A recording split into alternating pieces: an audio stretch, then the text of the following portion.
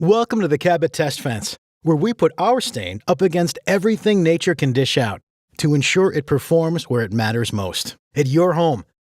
Today, we're discussing how to apply the stain you've chosen for your project. You've got your wood prepped, you've picked out the right stain, and it's showtime. So, what do you need to know when you're staining? Let's consider when you should do your staining. First, choose a day when no rain is expected for 24 hours. You also want to avoid excessive heat and direct sunlight whenever possible. If the boards are too hot, it'll affect the stain's ability to penetrate. And remember to make sure the boards are clean and dry. If you're staining a deck, you want to make sure to cover the area around your deck to protect concrete and landscaping. The same thing goes for staining fences and siding. Anything that might get dripped on, like doors and windows, should be taped off with plastic. Pro tip: cover the area below your deck to protect plants and concrete. Now, let's talk about the tools, because the right equipment matters.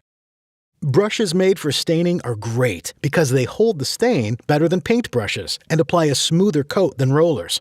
But as you'll see, Cabot pad applicators are the ultimate tool for staining. They work faster and apply cleaner than brushes, making you and your project look even better.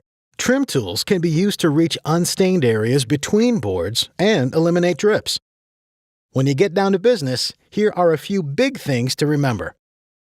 Stir your stain frequently to maintain a uniform color.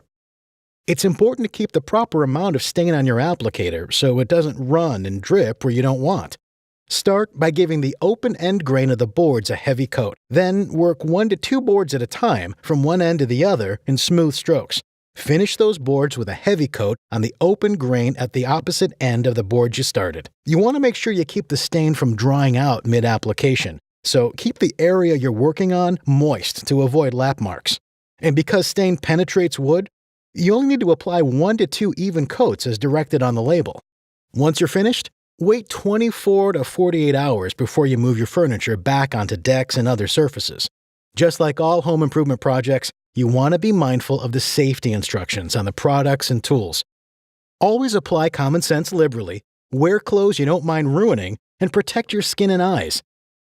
After you're done staining, clean brushes as directed on the package. Store any rags submerged in water. Dispose of empty cans or unused portions in accordance with local, state, and federal regulations. Check out the rest of the Cabot videos to get professional tips and tricks for every step of the way. And your finished project will have your friends saying, "That's pro."